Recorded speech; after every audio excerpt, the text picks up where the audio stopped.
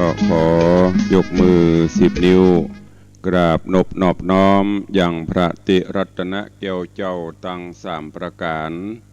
อันมีพระพุทธพระธรรมพระสงฆ์อันเป็นสรณะที่เปิ่งที่เคารพนับถืออันสูงสุดในชีวิตกราบคารวะแตบไตไหว้สาปารมีธรรมพระเดชพระคุณหลวงปู่พระเทพโกศลที่ปรึกษาเจ้าคณะภาค7เจ้าอาวาสวัดศรีโสดาพระอารามหลวงตำบลสุเทพอำเภอเมืองจังหวัดเชียงใหม่พระเดชพระคุณหลวงพ่อท่านเจ้าคุณพระเทพปริยัติเจ้าคณะจังหวัดเชียงใหม่เจ้าอาวาสวัด7 ยอดพระอารามหลวงตำบลจ้างเผือกอำเภอเมืองจังหวัดเชียงใหม่ตลอดจนพระมหาเถรานุเถระเจ้าคณะพระสังฆาธิการภิกขุสงฆ์สามเณรจุตนจุองค์โดยความเคารพขอเจริญสุขเจริญปอนปออกไม่ออกศรัทธานาบุญพุทธศาสนิกชนทุกท่านก็ขอน้อมต้อนรับทุกท่านเข้าสู่รายการมรดกธรรมกำเมืองต่างสถานีวิทยุกระจายเสียงพระพุทธศาสนาแห่งชาติและสังคมคลื่นเพื่อการศึกษาพระพุทธศาสนาและวัฒนธรรมส่งสัญญาณออกอากาศจากสถานีวิทยุวัดฝ่ายหินตำบลสุเทพอำเภอเมืองจังหวัดเชียงใหม่สถานีวิทยุวัดหนองกายตำบลสันปะยางอำเภอแม่แตงจังหวัดเชียงใหม่สถานีวิทยุ CM77 วิทยุอินเทอร์เน็ตล้านนาสถานีวิทยุพระพุทธศาสนาจังหวัดเชียงรายและสถานีวิทยุคลื่นพระพุทธศาสนาและจริยธรรมวัดพระธาตุเจ้าดอยสุเทพระบบ FM 96.0 เมกะเฮิรตซ์พร้อมกันนี้ก็ขอกราบถวายการต้อนรับเจริญพรต้อนรับญาติโยมที่ได้ติดตามรับชมรับฟังกันอยู่ต่าง Facebook ไลฟ์ของสถานีมรดกธรรมกำเมืองวัดวังสิงห์คำของ104ธรรมะคลายเครียดของวัดฝ่ายหินและญาติธรรมที่ได้เข้ามาแล้วกดแชร์กดไลค์สู่ญาติธรรมในกลุ่มเพื่อนๆจะได้รับฟังเสียงน้ำเสียงธรรมกันอย่างทั่วถึงก็ต้องขอบคุณอนุโมทนากับท่านผู้อำนวยการสถานีวิทยุทุกสถานีตลอดจนญาติธรรมญาติธรรมทุกท่าน ก่อนอื่นปะกันวันนี้อากาศยามเจ้าก็เย็น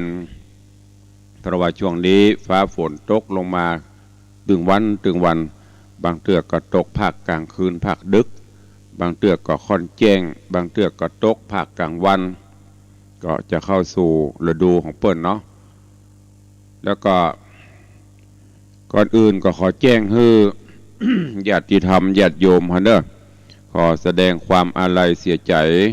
ในการจากไปของโยมแม่ของท่านอาจารย์พระครูสมุวิสุวัตรวรกิโจซึ่งได้เสียชีวิตลงละสังขารไป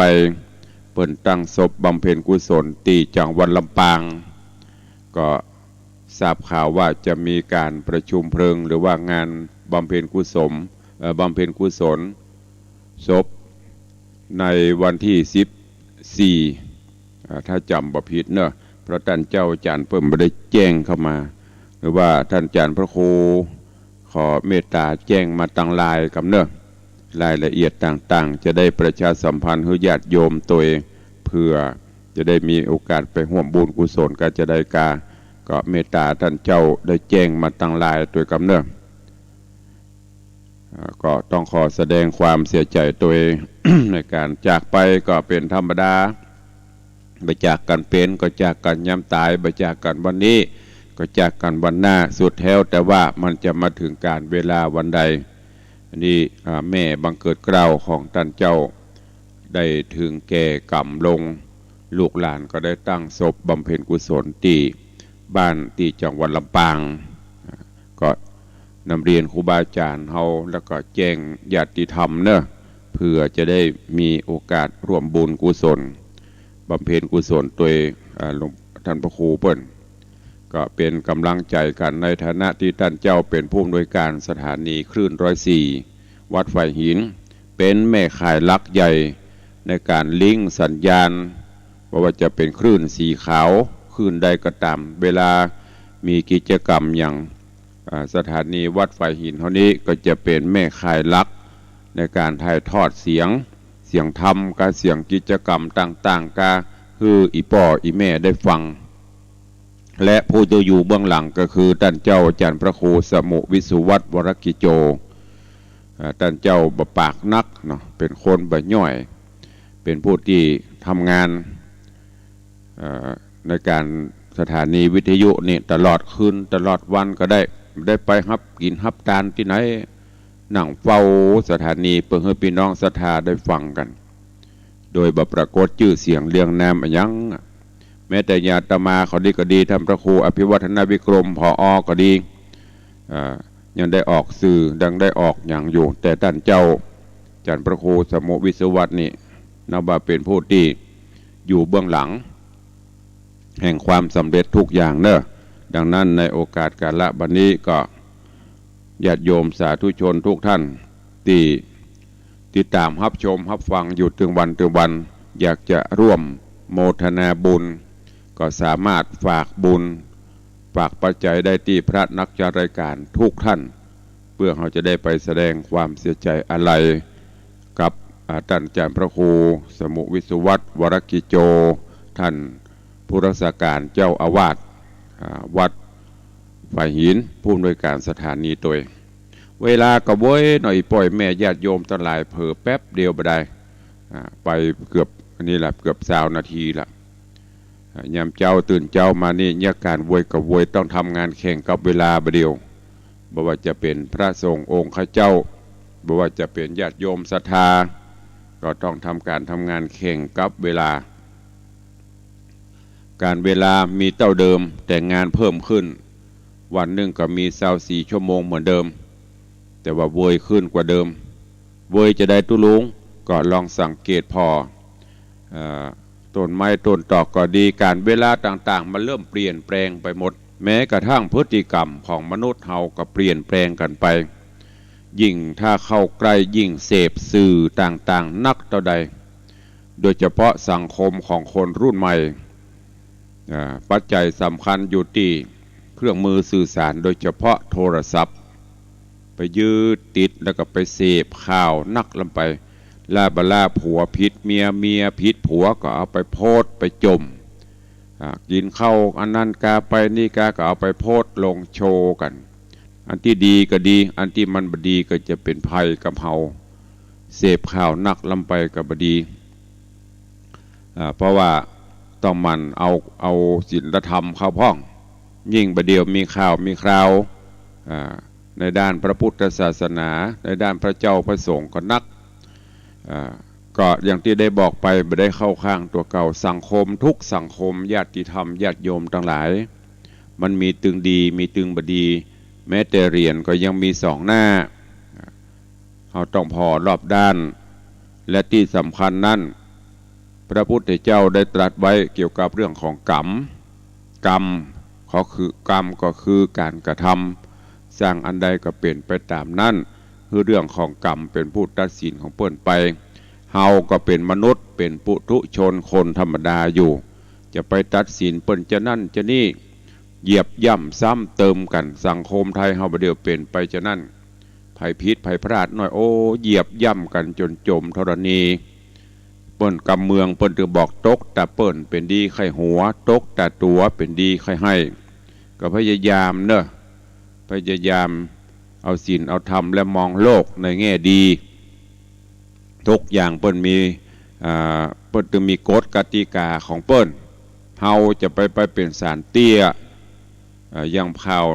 ที่หลวงปู่อายุจะเป็น100พุ่นไอ้คนที่บ่ฮู้ก็ปากันไปคอมเมนต์ไปด่าไปอย่างเปิ้นอันนี้อย่างหนึ่งนะเสียหมด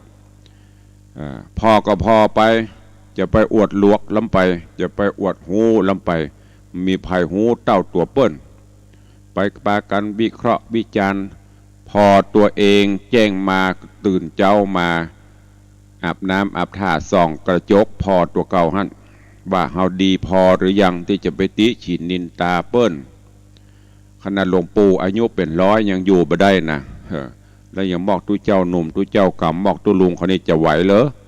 ฉะนั้นฝากไว้กับญาติโยมญาติธรรมเฮาท่านที่ได้เข้ามาติดตามรับชมรับฟังนี่ก็เหมือนกันเนอะช่วยกันคิดช่วยกันพิจารณาถ้าบ้านเมืองเฮาจะย่ำแย่ไปกว่านี้สังคมเฮาจะมามีการเอื้ออาทรกันละสังคมเขาจะอยู่ไผอยู่มันต่างคนก็บาดระแวงกันแม้แต่ผัวแต่เมียกันก็จะบ่ไว้ใจกันนะ มีครูบาอาจารย์ที่ว่าศัตรูที่น่ากลัวคือคนใกล้ชิดโอ้แต่ที่คนใกล้ชิดสนิทสนมจะไว้วางใจได้ประเด็นนี้ครับมาเปลี่ยนจะอ่านแล้วเด้อศัตรูที่น่ากลัวคือคนใกล้ชิดในวัดในวาก็จะเป็นลูกศิษย์ลูกหาที่คนใกล้ชิดต่างบ้านต่างครอบครัวก็จะเป็นผัวเมียเป็นลูกนะเนี่ยเขาเสพอย่างนักลำไปความบาดระแวงก็จะขึ้นหนักมียังจะดีเต้าศีลเต้าธรรมมาถ้าศีลอย่างนักหนักหนาขอมีศีล5เตี้ยเขาก็จะภาคภูมิใจละเขาฝากไว้กับสาธุชนญาติโยมเฮาเจ้าข้าต่างหลายเนอะอยู่กันร่วมกันไปสังคมเฮาจะได้มีความสุขวันนี้ก็มาฟังกันก่อนที่จะได้ฟังน้ำฟังธรรมเวลากับเวยที่ตุลุงบอกนะ20 กว่านาทีละก็ตักตายพี่น้องสาธุชนญาติโยมที่ได้เข้ามาติดตามรับชมรับฟังกันทาง Facebook ไลฟ์แล้วก็ทางสถานีนั่นก็ได้รายการเขาก็พบก็ปะกันเนาะกราบถวายการต้อนรับหลวงพ่อตุลุงปะแงะเวียงปะเป้าเนอะนี่ก็ท่านเจ้าก็ติดตามรายการของตุลุงมาโดยตลอดแล้วก็วัดเปิ้นก็ที่เปิ้นลงเฟซกับพัฒนาม่วนเดี๋ยวมีโอกาสไปต่างปูนสักวันจะแวะเนอะร้านกาแฟเปิ้นก็มีเจริญปอนพี่หมอมัฒนาอัมพันธ์กราบไหว้สาหลวงพ่อท่านเจ้าสาธุอนุโมทนากับพี่หมอเนอะแหมวันพุธวันฮือเปิ้นก็จะแฮปปี้เบิร์ธเดย์วันเกิดเปิ้นละก็เขาอยู่ดีมีสุขตัวเจริญปอนคุณโยมลักษณะเกตดีกราบไหว้สาท่านเจ้าสาธุเจริญปอนคุณโยมจันฉายแปลงหลวงกราบสาธุเจ้าเจริญปอนเนอะเจริญปอนขอกราบถวายความเคารพต้อนรับหลวงพ่อธรรมพระครูสถิตเจติยรักษ์ท่านเจ้าคณะตำบลแม่แฝกใหม่เจ้าอาวาสวัดเจดีย์แม่ครัวกราบไหว้สาท่านเจ้าเจริญปอนโยมแม่ปราณีพยัคฆ์ไข่หพลเสือใต้จะกำลังรับชมอยู่เจริญปอนคุณโยมจัญญาฟองซักกำลังรับชมอยู่คุณโยมอย่างก็จักรพัฒน์ก็จะลังรับชมอยู่เจริญปอนโจกดีมีใจเนอะหันเปิ้นไปทำงาน ก็ขอให้บุญรักษาตัวเองเจริญปอนโยมแม่ปราณีกราบสาธุโยมพี่จัญญาฟองซักน้อมสาธุกราบไหว้สาธุเจริญปอนแล้วก็หน้าหนาวที่แล้วตุลุงปะเงะบอกว่ารับชมรับฟังอยู่ครับพร้อมหลวงพ่อสาธุกราบขอบพระคุณนะครับเนอะแล้วก็พี่นันจรันปิยะจันทร์พี่นันล่าแห่งดอยซิวกราบสาธุครับตุลุงเจริญปอนเนอะบุญรักษากูคนมาฟังธรรมเทศนากันต่อในเรื่องของสุวรรณหอยสัง ที่ได้เทศนาฮือได้รับฟังกันไปเรื่องราวในตอนที่แล้วก็มาถึงอย่างตอนที่ จันตเทวีมเหสีหลวงที่ได้ถูกพักใส่ไล่ส่งออกบ้านออกจองไปตอนนี้นางก็ประสูติหรือเกิดลูกแต่ลูกของนางเป็นผู้มีบุญมาเกิดไม่ได้เกิดเหมือนคนธรรมดาสามัญเฮาเลือกเกิดลูกเอามาเป็นหอยในหอยนั่นก็คือมีละอ่อน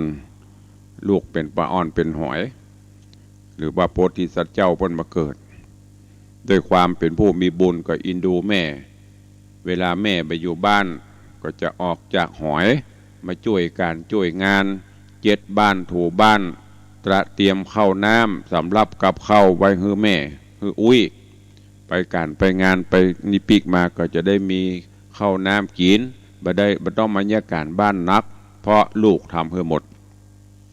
จันตะเตวีเกิดความสงสัยว่ามันเป็นไผ่มาเนี่ยจนกระทั่งสุดท้ายไปพกไปกอยแล้วก็จับได้ว่าละอ่อนในหอยนี่รู้ก็ขวางขึ้นไปโอบไปกอดหูว่าเป็นลูกตัวเก่าแล้วก็บุบหอยบุบขวางแล้วและแล้วแล่นบุบปอหอบเอาไปจ้งใส่ไฟเข้ากรณีลูกหอยสั่งก็จะเนี่ยจะได้มีภัยและล่นหนีไม่ได้ละแต่จะได้ก็เป็นไปตามวัฏจักรเป็นกรรมอยู่ด้วยกันไปอย่างตะวันก่อนตุลุงได้แนะนำมาถึงที่นี่อันนี้ก็เป็นคติเตือนใจนะลูกหลานตันเต้าเยาวชนคนดีที่ได้ฟังอยู่เฮาเป็นลูกเป็นเต้าก็ต้องช่วยพ่อช่วยแม่เนี่ยการเนี่ยงานถ้าเป็นผัวเป็นเมียกันก็ช่วยกันผัวช่วยเมียเมียช่วยผัวเพื่อให้ความสุขแก่ครอบครัวลูกเต้าเราหลานพ่อแม่ไปอยู่ก็ช่วยกันต้องอยู่ดูแลทางบ้านเจ็ดบ้านถูบ้านซักผ้าตักน้ำเอาน้ำใส่ตู้เย็นประเดี๋ยวมันได้ตักเปลี่ยนน้ำให้น้ำใส่ตู้เย็นประเดี๋ยวมันเกินลงไปน่ะน้ำจะใส่ตู้เย็นบ่ได้ก็บ่ใส่ให้พ่อให้แม่ใส่ให้กินแล้วก็เบาขว้างก็มีเนี่ยมันถึงยุคอะไรเนี่ยจะว่ายุคแห่งความศรีวิไลก็ไม่ใช่ความรับผิดชอบบ่ค่อยมีบ่ค่อยหูหน้าที่กันเพื่อทำตัวเหมือนเย็นเนอะเหมือนหอยสังนี่พ่อไปอยู่แม่ไปอยู่เนี่ยการเนี่ยงานไปในตอนที่แล้วมาถึงที่นี่พอนางเกิดออกมาลูกเป็นหอยสังแล้วก็สุดท้ายมานางตุ๊บหอยขว้างลูกก็เป็นพ่อใจรูปร่างลักษณะหน้าตาดีมีบุญญาบารมีกิตติศัพท์อันนี้ก็แพร่หลายไปแพร่หลายกันไปหลายตีหลายตังจนกระทั่งตอนนี้ปุ่นเข้าไปถึงหูพญาเจ้าเมืองพุ่นละเข้าไปถึงหูพญาเจ้าเมืองพญาเจ้าเมืองก็เริ่มตั้งดีใจจะใจเข้าไปเอาไปบอกเอาลูกปีกเข้ามาเรื่องราวจะเป็นจะใดก็ติดตามรับฟังรับชมพระธรรมเทศนาในเรื่องสุวรรณหอยสังในตอนต่อไปณโอกาสบัดนี้ นะโมตัสสะภะคะวะโตอะระหะโตสัมมาสัมพุทธัสสะสัทธโวฟังลาโสตุจนะสัพพุริสะตังหลายตั้งยิงแลนใจมวลโมติได้ปะกันอยู่ทำทาดาฟังยังรัสธรรมเทศนาสุวรรณหอยสังลำดับมาแถมแล้วเนอเจ้าขอเจิญศรัทธาตั้งหลายหนุ่มเท่าจูงตั้งจิตใจเล่าทำทะเลดาฟังต่อไปนานี่แหละนามือนั้นพญาพรหมตัตราชาการได้ยินกรรมอันคนใจดำมาอูบอกเกิดหูยังเป็นบอกเกิดหูยังการเป็นบุญเป็นบาปจริงคิวโคตรโกธา ได้ครับจำนาหืดนางได้หนีไปสู่ยังป่านันนาอาเทกติวสังยังสุจนานังสุจนาโจรลุ่มฝาดในโลกลาสากลนะเว้นแต่คนถึงทำหูจักกรรมตัวเก่าตั้งฝูงเผ่าปัจจาว่ามีกรรมมาเป็นตีเปิ้งอาสะไหลซึ่งกรรมตนทุกข์ยากจนมั่งมีและเป็นดีอยากกันกรรมเฮานั้นหากตัวมาฝูงเมตตานักผาดบ่อประมาทในธรรมหูเงื่อนงำแห่งชีวิตกรรมหากลิขิตแบ่งปันบ่มีภัยกามันหลีกได้ กรรมเก่าว่าไว้ว่าคนตกต่ำไตนอน คนตกต่ำไตนอนหงายอย่าได้กายคำเหยียบจาดเตรียมเพียบปูดอยหากแนวหอยที่กิ่วก้อมป่าไม้ล้อมหรือปูเขากิ่วคนเฮาไผ่บ่หูอย่าได้ยูเปลือกเปอะโทมหันคนตกจมหือใดจูจ้วยหันคนป่วยหือใดเยาแย่ตามจักหามาได้กรรมเก่าว่าไว้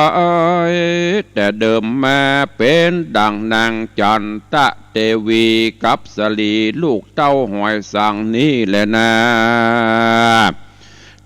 ตาน้อยกาละยามนอนส่วนอันว่าพญาพรหมตัดราชาได้ยินกำลือจาอันเจ้าปาลากล่าวอ้างถึงยังลูกเจ้าจ้างหอยสังจริงฮือแหบมายังเสนาอำมาตย์บาดูรามูราจมนทีจุงดาดีแต่งห่างเป็นพวกจางธนูสินโยธาเตียวเตีนรถราดมาเกี่ยวอาจอาชนายจุงเอากันไปนิมนต์ยังภูวะดลลูกเต่ากับแม่เจ้ามาตามปีเกินสู่ปาราบเมืองกวางหือแต่งห่างกองใจสละไนคัดขังนนทีทางเนืองนานเอาขันคำใบเลิศแล้วกับจ้างแก้วมงคลไปหับตนลูกค้าและนางฟ้าเทวีมาอยู่ปุรีหืดใดเมื่อนานหมู่พวกใจเสนาฮับอาจญาเรียวปันแล้วเอากันไต่เต่าไปสู่เยาเก๊กหาแห่งไอยากาปู่ญาเทาแล้วอันเจิญดอดเดาเทวีกับองค์บุญมีลูกเต่าขอเสด็จเข้าสู่ปุรีส่วนนางจันตาเทวีเจ้าไข่จากับหมู่เสนาอำมาตย์ว่าตัวขานาดเข่งคำเข็ดเมื่อยามก่อนกี้ตัวข้านี้บ่สมเปิงเป็นนางเมืองกู้เจ้าโตดข้านอดเนาบ่หอนมีป้อยมาขับนี้เจียนจากข้าได้กาพรากสมบัติบ่ได้จัดได้ไล่โตดน้อยใหญ่สันได้ข้ากึดใจทวนทีหือหูตี้โตดตัวอันมองมัวคูนใบก็บ่ได้หันมีเต้าคนหมีมัดเมนเฮือดไฮเลนก็หาบ่ได้บาเนสหายป้อยได้มาขอปิกคืนหอภาษาขออมาตย์เสนากลับคืนไปจะบอกองค์คำบอกจอมธรรมว่าข้าบอกคืนข้าบอกคืนเมื่อและนาเมื่อนั้นเสนาผู้ใหญ่อันเต้าไทยใส่ไว้ต่างๆย่อมือสาบอนไว้ว่าข้าแด่แม่ไทยเทวีองค์บุญมีเต้าเจ้าหากได้ลงเขาตั้งพิษโมหะจริตครอบงามเป็นธรรมดาคนในโลกย่อมหนาดวกโดยอวิชชาบาดนี้เต้าพญา ตาใสหูเงื่อนไขถูกพิษหูตังปิดตังเปิดดีลำเลิศนานาม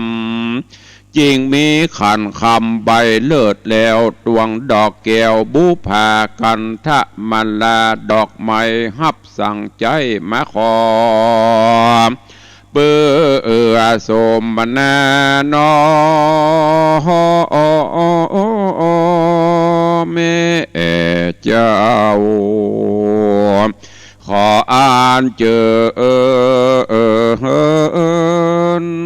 เข้าหนอบเมืองกับองค์บุญเรื่องลูกเต่าขอแม่เจ้าอย่าได้โกรธในใจขอบัวไข่แม่เจ้าอย่ากำเต่าไว้ในมืออย่าได้ตือกำเก่าโค่นมาเล่าจานจามจักเป็นโตสาโนโตดยืดยาวโสดเถิงนานกำโบราณว่าไว้ตุ้มผ้าลายม้าเห่าโค่นกำเก่าจ้างผิดกันขอจอมทันพระแม่เจ้ากับลูกเต้าเมืองแดดเตอเมื่อนานนางจันตาเตวีฟังแล้วยังกำหมู่แก้วเสนามากล่าวจาจี้ไข่ก็มีใจอ้วนอ่อนจริงตัดผ่อนกำเวนบ่หือเป็นยาวยืดฆ่าเจื้อพืชความผิดบ่หือตีดแปดใดจาดนี้จุงใดสูญหายถอนรากงูนเก้าเงาเกิดว่าเจ้าลูกบุตรตากับมารดาสร้างไว้กันบาปใบตัวมาบัดนี้นาจักเสียงใสเลี่ยนเกียงงามดีกันหน่อมุนีกันหน่อบุญมีลูกเต่าบ่หันเจ้าปอปิตาเมื่อลุนไปนาจักเศร้าโศกนางพญาแม่เจ้าจริงฮับกำเล่าเสนาแล้วจวนเขามาสู่เมืองเสนาเนืองเห็นแห่ตั้งตนแต่ประจันตคามเถิงเวียงงามภาษาดองค์เต่าราชได้หันยังจอมขวัญลูกเต่ากับนอนเนาเตวีใจยินดีบ่เศร้าจริงฟังเล่นเข้าไปหากอดเอาบุตรตาลูกเต่าว่าเจ้าน้อยนอป่อเฮยป่อฮักเลอลูกฮักเลยแห่งป่อเกี่ยวน้อยหนอดวงตาองค์ป่อปิตาลงหลากเปื้อกง่าวหากเต็งตัวใจดำมัวมืดเศร้าผิดแต่เล่านักแน่ขอพูดตายกโทษจะได้โคตรในใจมีน้ำตาหลั่งย้อยกอดลูกน้อยกับอกเต้าวิตกสั่งเศร้าแล้ววายนาเข้ามาหายังจะยาเมียมิงแล้วจริงใครจะว่าดูราจันตาเตวีน้องพี่แต่ก่อนกี้ได้ลงไหลด้วยจะเข้าใจผิดเนี่ยหือแตกแหน่งไปจุงอภัยอย่าโตดอย่าคิวโคดในใจจุงเป็นน้ำใสไหลล้างบาปหือปี้สักขาบดีจุงเป็นเทวีดังเก่าและนาเมื่อนานนางจันตาเทวีย่ออันจุลีนบน้อมว่าว่าข้าแด่พี่ไทยเจืองเงาโตนข้าเจ้าขออยู่เป็นเพื่อนกู้ปุตตาส่วนป้อพญายศเป็นเก้าปกห่มเกลาสองราองค์ราชาพรหมตัดอีดยินกัดอกนักหนาจริงจักจากับเตวี โดยกรรมดีจื่นจ้อยกรรมอ่อนอ้อยมันใจบาโดราบัวไข่น้อยนาดกูปี้ปังปาดผิดโพนเงียบอกกวนล่วงแล้วขอน้องแก้วจูงอภัยอย่าได้คืดใจอย่างอันขอน้องจันเป็นเตวีดังหัวตีเก้าเงาเป็นเตวีเก้าคัตติญาองค์สามขาพ่อแม่ลูกจะทวนถูกกันดีแล้วตั้งใบสีสมโพธิสองเจ้าโสดดิลีตั้งใบสีเก่าจันตามแบบอันเดิมมาโทนขวัญราแม่เจ้ากับนอดเดาองค์คำก็มีเลสาปิส่วนนางจันตาเทวีกับองค์บุญมีลูกหน่อยคือยอดซอยหอยสังอยู่บนพังกาภาศาสตร์เป็นสุขมากบานใจสำราญในภาศาสตร์บ่มีพยาธิอันใด สุขเย็นใจผ่องแผ้วกาละล่วงแล้วหลายปีส่วนมเหสีน้อยนาดคือนางผู้บาปโคลิกาใจปาลาบาปใบกึดหมัดหมายในใจกับสลีนงไว้แม่เจ้าเทวีเก้าจันตากับพุทธาลูกเต่าโดยอิจฉาเล่าควายโยนก้อยว่ากลัวว่าตนจากต่ำยอบไผ่บ่นบนอบยำแยงลูกใจแปลงหาบ่ได้นางดอไทยจิ้งไปหายังปาละกะเสนาผู้เป็นป้อออกปากหม้อปรึกษาว่าเนี่ยใดจะป่อเจ้าส่วนลูกเต้าดีลีจักคือเดวีกับลูกเต้าออกจากเมืองเราท่วนสองขอป้อปองหาจ้องไปแนวนองลาจามืออนานเสนาผู้เป็นป้อออกปากหม้อไข่จาบาโกลิกาลูกป้อก้อยโอ๊ตพอหาลายฝูงแมงไม้แมงเม่ายังตายเน่าเพราะไฟปูอยู่ในหูนั่นก็ไปอันยังตายเพราะนกปุติพายเสียงห้องกูปี้จักกูป้อจักหาจ้องเมื่อกันก็มีวันนั้นแหละนะนิธิตังขีญาอันไขข่าวประวัติกล่าวจะยังสุวรรณหอยสางนิยายยังไปแจงก้อยฟังแทงแถมต่อไปไปนาผูกนี้ขอลาโป่งวางเต้าอีก่อนแลนะก็บังโกมสมเรศเดชก็จบปริปุณนังไปแถม1 ตอนในตอนที่3วันนี้สุวรรณหอยสังเรื่องราวในตอนนี้การที่จันตะเทวีเกิดลูกออกมาเป็นหอยแล้วในหอยก็เป็นคนเป็นลูกพ่อใจรูปร่างกายญาก็เหมาะสมเปิงควรสมเปิงกับผู้มีบุญเมินเข้าข่าวสารนี้ก็แพร่กระจายไปถึงเมืองในเมืองพญาพรหมทัตผู้เป็นป่อก็ได้สั่งให้เสนาอมาตย์ไปทูลไปเจิญเอาลูกเอามเหสีปิกเข้าบ้านเข้าจอง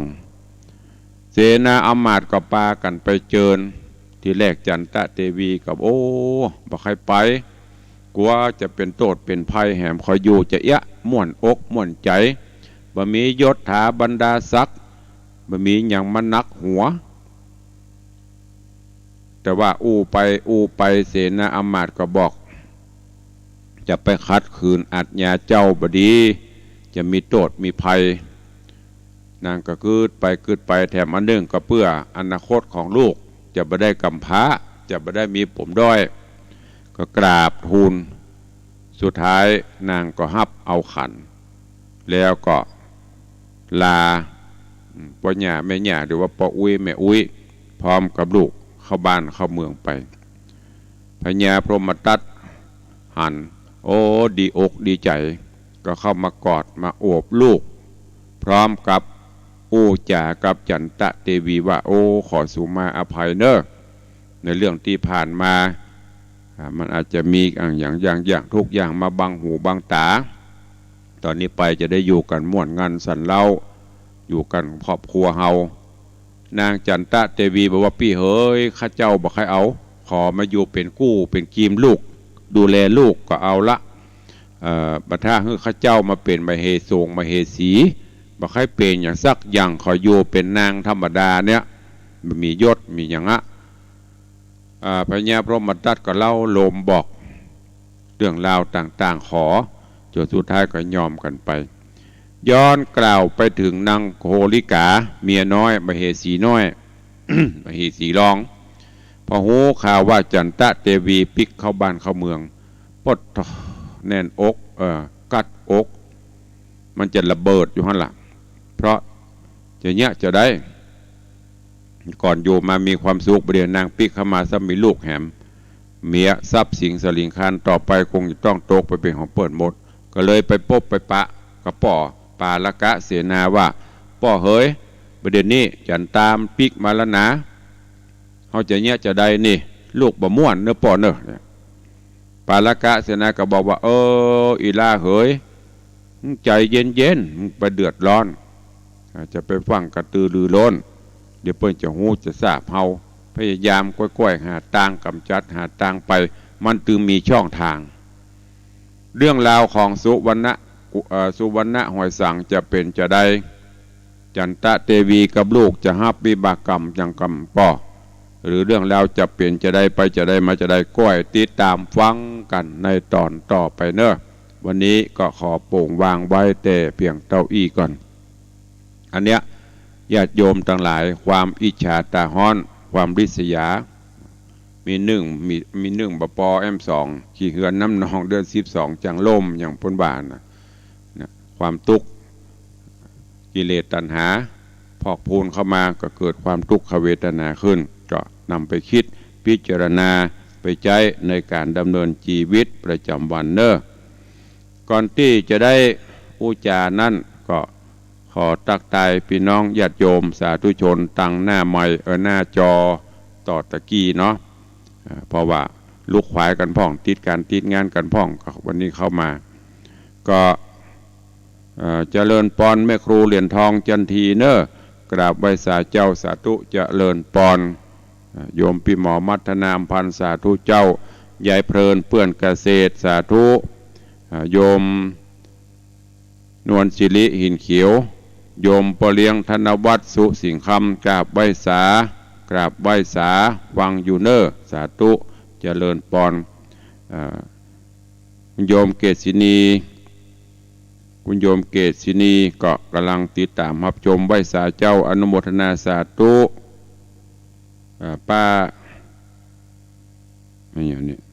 ป้าส่งข้อมูลโยมแม่ท่านพระครูสมุไปในลายป้าน้อยเจ้าลายป้าน้อยตุลุงก็จะไปหูใหญ่ไม่ได้ลายป้าน้อยปุ่นเดี๋ยวถ้าอาจารย์ไปแจ้งเข้ามาแล้วเดี๋ยวจะพร้อมกันโยมอัมพรกันทมีขอบคุณอนุโมทนาบุญเนอะเดี๋ยวขอดูข้อความของท่านเจ้าพระครูเพิ่นส่งเข้ามาให้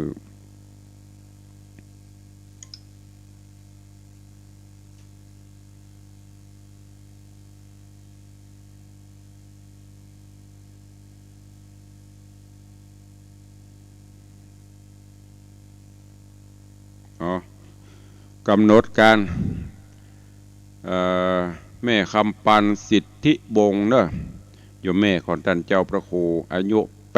83ปีกำหนดการชาปนกิจศพวันเสาร์ที่14เวลา 12 นาฬิกาจะบ้านอันหยังก็บ่ฮู้ตำบลอันหยังก็บ่ฮู้หมู่ที่อันหยังก็บ่ฮู้แจ้งมาตะยะแต่ฮู้ว่าอยู่ลำปางหนา ข้อมูลปนส่งมัตยะโยมแม่คำปันสิทธิวงศ์อายุ83 ปีโยมแม่ของท่านเจ้าจารย์พระครูบ้านอย่างก็ถ้าเมตตาแจ้งมากำเนิดเพื่อจะได้หู้อันนี้เป็นความเคลื่อนไหวข่าวสารงานบำเพ็ญกุศลศพของโยมแม่ท่านอาจารย์พระครูสมุวิศวัตวรกิจโจเนอะที่ได้ถึงแก่มรณะกรรมลงเพิ่นจะประชุมเพลิงศพในวันเสาร์ที่14วันดาหนาแน่นเหมือนกันเนอะวันที่14นะเตดบนดอยกับมีลองดูคำว่าเวลาจะพอมีก่อนคุณโยมสุรัตน์โยมสุรัตน์โยมตูกราบไหว้สาครับผมเจริญปอนก็ขออนุโมทนาประชาสัมพันธ์ให้ญาติโยมญาติธรรมเนอะที่วัดวังสิงห์คำก็จะมีงานประเพณีส่งน้ำพระธาตุเจ้าเจดีย์แล้วก็ใส่ขันดอกถวายตาลต้นเงินต้นพระป่าในวันที่26 27 28 3 วัน 3 คืนเนอะปีนี้ก็ได้รับเมตตาจากครูบาอาจารย์ท่านเจ้าสายบุญต่างๆจะได้นำต้นเงิน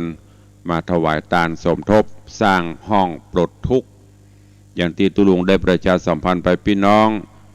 ต่างวิเวกก็ดีต่างแม่แกดหลวงแม่แกดน้อยต่างอะไรอย่างสันต้นมื่นนี่กะใกล้ๆวิเวกต่างหนองอุโบสถมันนี่ก็ไปให้ไปหอมกันได้เนอะที่บ้านของโยมตู่หรือว่าโยมสุรัตน์เสาคำบ้านเจ้าปี่เจ้านางเจ้าป่อเปิ้นลูกเลี้ยงเอียงคำตัวก็ไปให้ไปหอมกันได้ที่หั่นตั้งสายเจดีย์แม่ครัวหนองใบแม่แต่แม่แฝกมันนี่เนอะก็ให้หอมดีได้ที่วัดเจดีย์แม่ครัวในเมตตาของท่านเจ้าหลวงพ่อท่านพระครูสถิตหรือที่บ้านโยมแม่จันดีวิสุทธินันท์เนอะไปให้ไปหอมกันตามเจตนาศรัทธาตั้งดอยแต้นพระผาหลวงสันทรายก็ที่บ้านของคุณโยมจรัญสุทธาก็ไปให้หอมกันก็เดี๋ยวจะปอกประตังปินานลาดด้วยเนอะปินานจรัญปิยจันทร์ตั้งต้นที่ดอยซิวแห่งสักต้นเพื่อพี่น้องศรัทธาดอยซิวกาตั้งปะตึงการนี่เปิ้นค่อยให้ค่อยหอมมันไก่มาบ่ได้ก็จะได้ไปหอมกันที่บ้านปินานล่าหันก็ได้เนอะปินานจรัญปิยจันทร์แบ่งกระจายกันไปสายตั้งใต้ก็ไปตั้งบ้านโยมแม่ประณีพยาไคหพลเนอะนางฟ้าสายบุญเสือใต้บ้านหนองแต้นไปฝากบุญไปหอมกันที่หั่นเพื่อจะแปลงต้นกันมาในวันที่26 27 28วันไหนก็เลือกเอานี่ก็ขอแจ้งให้ทุกท่านตัวส่วนญาติโยมที่จะให้จะหอมสังฆทาน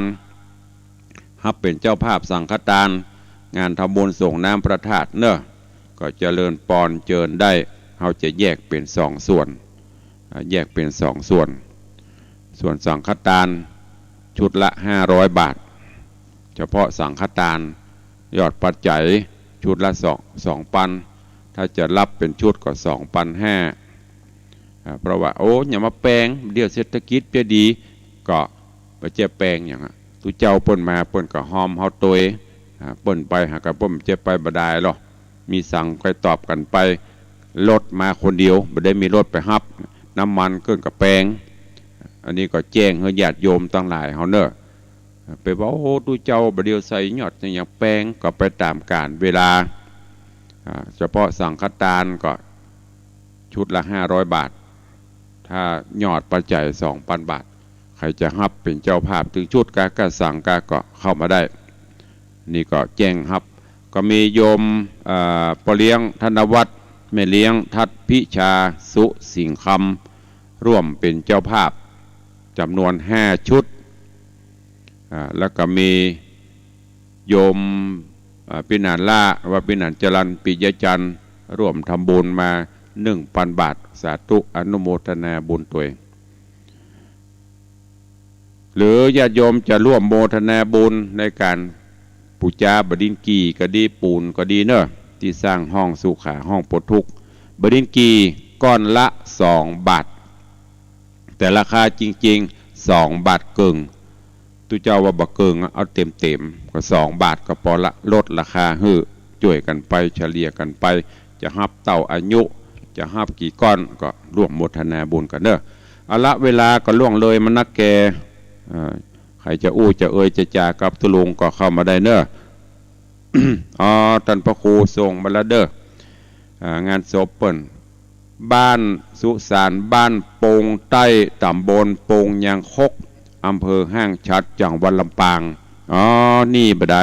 โป่งยางคกเนี่ยแต่ก่อนเขาไปบ้านตุลุงเสาเขาวัดโป่งยางคก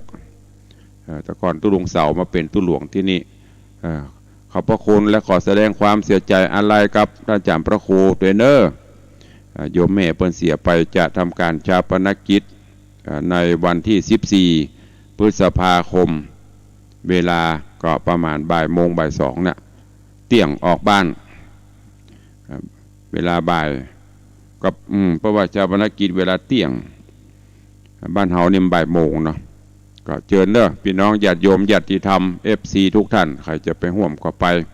ที่บ้านโป่งใต้ตำบลโป่งยางคกอำเภอห้างฉัดจังหวัดลำปางปิกเข้าไปทางสายโป่งยางคกก็เข้าไปทางสายไปทางวัดพระธาตุหลวงนะพระธาตุลำปางหลวงนะเส้นเดียวกันปิกมาก็มาแวะกาด แวะกาดตงเวียนแวะกาดบ้านทาซื้อเห็ดถอบเอาใครจะอู้ตัวตุลุงมีก็จะได้ล่ำได้ลากันละก็เดี๋ยวก็ได้บวชเนนศาสนกิจวันนี้เวลานี้ช่วงนี้ยาวตั้งแต่ตื่นตี 3 ตี 4มาไทยวัดใบพระสวดมนต์เสร็จกับมาเทศเสร็จก็เดียวก็จะทำพิธีบวชเนนหน้าไฟศพแม่อุ้ยหมอนลอยฉันเจ้าแล้วก็จะไปศพอยู่ไปหิ้วนะเพราะบ่ายเข้ามาถ้าตันจัดรายการกับตันบัตันกับบัได้จัดเนอะเจริญปอนปเลี้ยงธนวัฒน์ลูกกมาเหมือนกันแล้วเด้อบอกนะครับเป็นหอมไป2 ปอนนะครับแล้วอย่าไปพร้อมกันนะอันเป็นแรงเนี่ยครับอย่าไปเด้อสาธุอนุโมทนาเนอครับจะเป็นการแม่อุ้ยพนอกถ้าจะได้ล่องไปใจเสียงสถานีเปิ้นถึงวันไปก่อนวันที่14เมื่อคืนก็มีเทศโอ้ช่วงนี้ภารกิจนักสาธุเนี่ยก่อนนิ่งหนาแน่นจะปลีกไปจะใดอาจจะแวบไปร่วมบุญกุศลกับเปิ้นแจ้งประธานด้านอาจารย์พระครูสมุวิศวัตเนอร์โยมปเลียงธนวัฒน์แม่เลี้ยงทัดพิชาสุสิงคำร่วมโมทนาบุญงานประชุมเพลิงศพโยมแม่จำนวนเงิน2,000 บาทอาจารย์พระครูขอบคุณมาตั้งหลายเนอปเลียงเนอขอบคุณนักบอกว่าอาจจะจวนกันไปบ่ฮู้เดี๋ยวลองดูขอช่วงนี้อย่างที่บอกมันหนาแน่นลำไปวันที่14นะถ้าไปลำปางแห่ลูกลำปางก็ต้องขึ้นดอยสุเทพเตดบนดอยสุเทพกว่าจะได้ปีกกับเตี้ยงคืนบุญนะสุขภาพจะย่ำแย่เนตวาก็หายไปกรรมช่วงนี้จะเว็บหายต้องรู้ตัวเก่านะสุขภาพมันไม่ค่อยเอื้อละนางสาวประวินนรัตน์กำลังเข้ามาชมอยู่สาธุอนุโมทนาเอาละเวลาหมดเวลาเจ้านี้มีอยู่เนาะนึกว่าหมดเดี๋ยวเวลา2 นาทีใครจะอู้ตัวเข้ามาเด้อ2 นาทีสุดท้ายก็อย่างที่ได้บอกไปเนอะใครมีเวลาจะไปวันนี้ก็ได้วันพุธก็ได้วันฮือก็ได้เพราะว่าเพิ่นจะเผาศพของแม่ท่านอาจารย์พระครูวันที่14พุ่นก่อนมีเวลาจะไปเมื่อไงเมื่อวันเมื่อคืนได้หมดเนอะที่บ้านโป่งใต้โป่งยางคกลำปางเอาแม่บุญปานว่าได้สาธุอนุโมทนาเนอบุญรักษาเจ้าแม่บุญปั่นมีงานเป็นกำลังใจใครจะอู้ตัวแหมเข้ามาเนอ2 นาทีสุดท้ายมีก็ที่ฟังจากสถานีแต่ตังเฟซตังไลน์ตอนนี้มีประมาณ20 กว่าท่านที่เข้ามาติดตามรับชมรับฟังต่างหน้าจอเฟซบุ๊กไลฟ์ส่วนต่างวิทยุกำลังมี2 คนติดตามด้วยคนที่3 เด็กหญิงจันคำแสงบุญเอาว่าจะหอมศพเปิ้นก็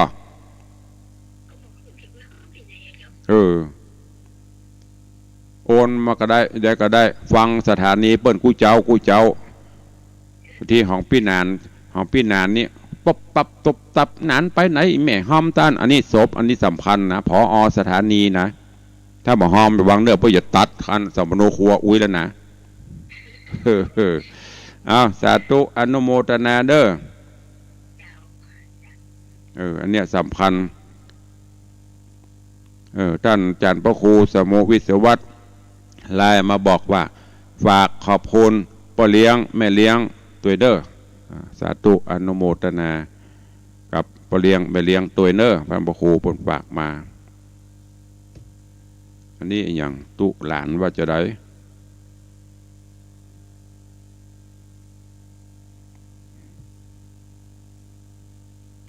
สาธุครับหลวงพ่อรักษาสุขภาพด้วยนะครับอากาศเปลี่ยนแปลงกราบขอบพระคุณเนอะแม่เลี้ยงประวินรัตน์555อย่างจะหอม555 บาทกะ สาธุขอบคุณหลายๆด้วยภาระด้วยหน้าที่แต่ว่าไปอยู่อันพอตุเจ้าป้นแปลงดอกเมนงานศพของแม่อุ้ยมอนขึ้นไปขึ้นมาแปลงกุฏิน้อยๆอยู่ประจ้าปุ้นถ้าจะดีเพราะไม้ของแม่อุ้ยหมอนป้นตาลมันหลังละปลีกบีเบกม้วนอยู่กว่าเสียงไก่เสียงนกเสียงยังสงบเปิงป้นบานพอตัวเองมันให้ถึงเวลาแล้วโอ้โหไม่ใช่ตายนะ ว่าไปอยู่แปลงกุฏิน้อยๆปีกวิเวกอยู่ปะเหี่ยวบนให้จะม่วนเย็นอกเย็นใจรักษาธาตุขันธ์ตัวขอบคุณทุกเสียงทุกสายทุกท่านทุกคนเนอะวันนี้ทางวิทยุร่อยหล่อลงไปละคงมีไผ่หายไปตีละปุ่นมาทางเฟซบุ๊กทางวิทยุแหมน้อยไทยได้งดละมาจัดทางเฟซบุ๊กไปเอาเพราะว่าทางวิทยุหลายมีไผ่ฟังลำเดียวเพิ่นมาทางเฟซบุ๊กกันละเอาละเวลาหมดเวลาขออนุโมทนาขอบคุณขอบใจทุกท่านทุกคนเนอะจะไปลืมเนอะวันที่14หรือก่อนนั้นใครว่างเว้นก็แวะเวียนไปแสดงความอาลัยในการจากไปของโยมแม่ท่านอาจารย์พระครูสมุวิสุวัตรวรกิโจที่ได้ถึงแก่มรณกรรมลงซึ่งเพิ่นจะประกอบพิธีประชุมเพลิงศพในวันที่14พฤษภาคมที่สุสานบ้านโป่งใต้ตำบลโป่งยังคกอำเภอห้างชัดจังหวัดลำปางเนอะไปร่วมแสดงความเสียใจตัวเองไผ่ไปได้ไปใครฝากปัจจัยมาตังตุลุงก็ได้เนอะจะได้รวบรวมไปร่วมทำบุญโดยเปิ้นอาจจะแวะไปก่อนหรือจะไปวันงานจะไปแน่นอนเพราะจะใดก็ต้องไปในฐานะเปิ้นก็มีบุญมีคุณตัวก็ฝากไว้กับทุกท่านเพอจะจวนปเลี้ยงไปบุปึ่งไปลำปางปุ่นลวดไปไหวประถาดลำปางก็ขอบคุณอนุโมทนาบุญกับทุกท่านแต่ครั้งเนอที่ได้ติดตามรับชมรับฟังวันนี้เวลาหมดเวลาแล้วก็เลยเวลาประมาณ 2-3 นาทีละขอนำรายการจากทุกท่านไปก่อนอยู่ดีมีสุขเหมือนกันจุตนจุองจุผู้จุขนเนอจัตตารโอธรรมาวัฏันติอายุวันโนสุขังปลัง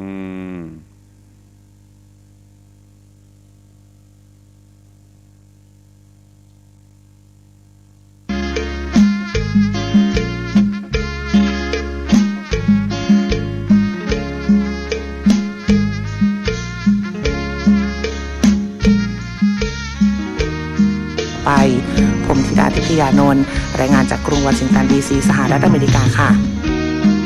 รองนายกรัฐมนตรีเปิดเผยผลการดำเนินงานป้องกันและปราบปรามการค้ามนุษย์ที่เป็นรูปธรรมในปี 2564 จะทำให้ไทยได้รับการพิจารณาจัดอันดับเป็นเทียร์ 2 ในปีหน้าพลเอกประวิตร วงษ์สุวรรณรองนายกรัฐมนตรีแถลงผลการดำเนินงานป้องกันและปราบปรามการค้ามนุษย์ของไทยว่าการดำเนินงานในปี 2564 ถึงเดือนมีนาคม 65 ได้ขับเคลื่อนการดำเนินงานตามข้อเสนอแนะในรายงานสถานการณ์การค้ามนุษย์ของสหรัฐอเมริกามีความก้าวหน้าที่เป็นรูปธรรมอาทิ ด้านดำเนินคดีและบังคับใช้กฎหมายกับเจ้าหน้าที่รัฐที่เข้าไปเกี่ยวข้องกับการค้ามนุษย์ด้านการคุ้มครองช่วยเหลือโดยได้จัดตั้งศูนย์คัดแยกผู้เสียหายจากการค้ามนุษย์ด้านการป้องกันได้ออกกฎกระทรวงคุ้มครองแรงงานในงานประมง